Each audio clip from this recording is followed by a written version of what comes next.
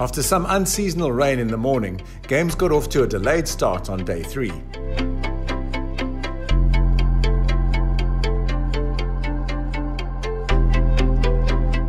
The format for this day is T20, and at Rondebosch, Northern Cape won the toss and sent Eastern Cape into bat. Opener Bavu Manyakanyaka was bowled for 6 runs by right-arm off-spinner Kutlwano Mokoena. Tristan Stubbs, here in partnership with Callum Francis, was run out for 4 runs.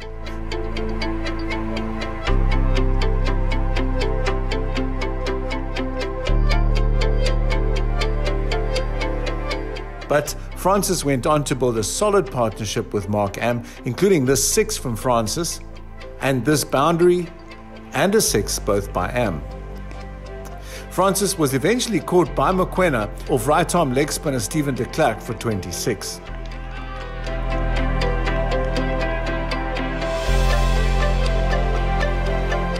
Kamva Diakala was caught for 9 runs by Juan Mpofu, also off de Klerk. Here's another boundary by Am, who eventually got caught right on the boundary by Andrew Lowe off Mpofu for a solid 35 runs. Nick Fowler was lucky not to have been caught here by the keeper, but then fell foul of some excellent fielding by de Klerk.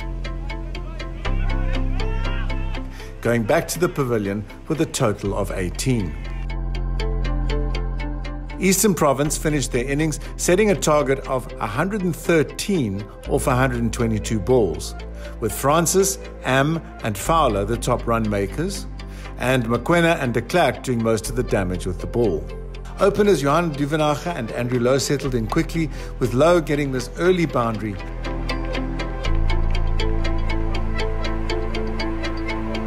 But Duvenacher was caught at the boundary by Mark Am off Nick Fowler for just 1 run.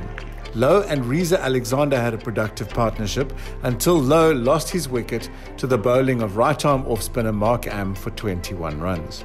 Here's some excellent fielding by Ethan Frosler, taking the wicket of Orapeleng Motlo Aring for 2 runs.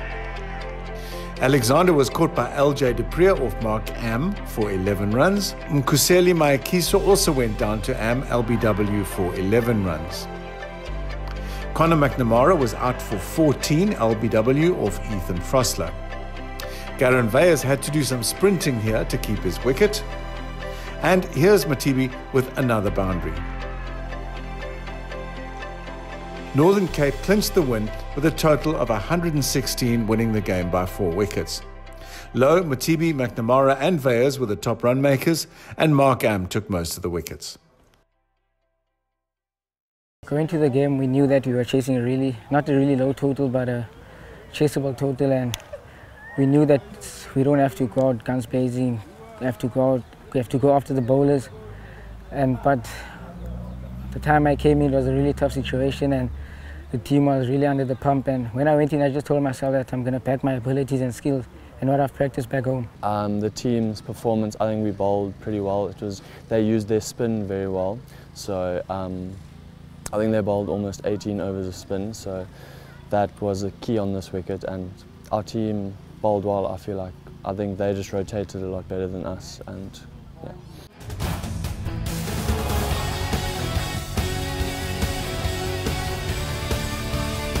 We asked the chairman of schools cricket to give us a bit of background on the selecting and coaching process.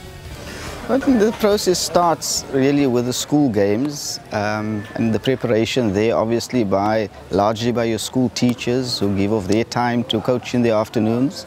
Many of the schools have professional coaches. So out of the school games, there's a process of district, regional games. In some places, others call it trials and so on. Some have a trials week and so on, and then the boys get selected into their provincial sides. And then there's normally a period of preparation. What has happened and evolved over the years is that most of the provinces have selected their teams fairly early and largely identified squads that were normally at the end of term 1, and then they have winter programs, and then they make their final choices normally at the end of October, and then they fine-tune those squads, preparatory games, coaching. And then also one can see now that the framework coaching system, where the coaches have to work with individuals throughout the year, is beginning to to bear fruits, and you can see that in the way, the quality of the players that have come through, that have been identified earlier. And they've got all the support systems, not only in terms of cricket skills, but off-the-field support as well. So it's a great initiative by Cricket South Africa to introduce the framework system. So the boys not only get coached at school level, but some of the finer points are looked at by those coaches who specifically look after that small group of players.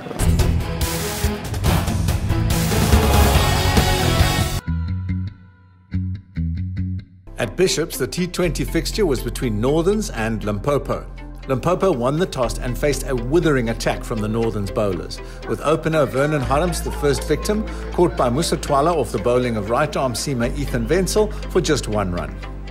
Next to go was Glenn Groenewald, LBW off Tian Forrester for 4, and a few balls later, Dlamulo Mboweni was sent back to the pavilion for 3, caught by Forrester off Prince Trotter. Atwell Mokgoloboto was caught by Tumela Banda of Reineke Sheikh for 3. Emil Kruger was the first Limpopo batsman to reach double figures, including this 4, and he and Johan Harms started building a bit of a partnership before Harms got caught by Musa Twala off Sheikh for 4. Kruger was dismissed by Trotter for 12 runs. Tail-ender Fumani Maluleke put in a stalwart effort, including these boundaries, but was caught by Sebastian van Rooyen off Jandre Skeepers for 24 in the final over, with Limpopo all out for 84. Maluleke was the top scorer, and right-arm seamer Reineke Sheikh took the most wickets, followed by Prince Trotter, with Skeepers, Wenzel and Forrester all taking a wicket apiece.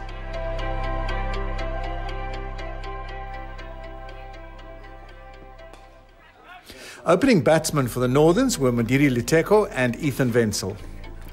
Liteko was caught by Dlamulo Mboweni or Famani Maluleke for a run, and number 3 bat, Wisani Mushwana, came in and set up a stellar partnership with Keisner. Mushwana knocked a total of 5 boundaries and ended up with a total of 32 not out of 36 balls. And Keisner scored 8 boundaries and a 6, top scoring 51 runs not out of 30 balls, and it was all done and dusted by the 12th over, with Northerns winning by 9 wickets. I approached the game with the mindset of I thought, okay, either I'm going to go Yorkers or hit the deck, and I decided on hitting the deck because once you hit the deck out here, you'll get purchase. So I decided on hitting the deck and it came off. Okay, I bowled 4 overs, 17 runs, and I got 4 wickets. At first it was quite difficult to time the ball nicely. As soon as I got in, the ball was coming nicely off the bat and the runs came naturally. So yeah. I got 51 not out from 30 balls and I hit 8 fours and 1 6.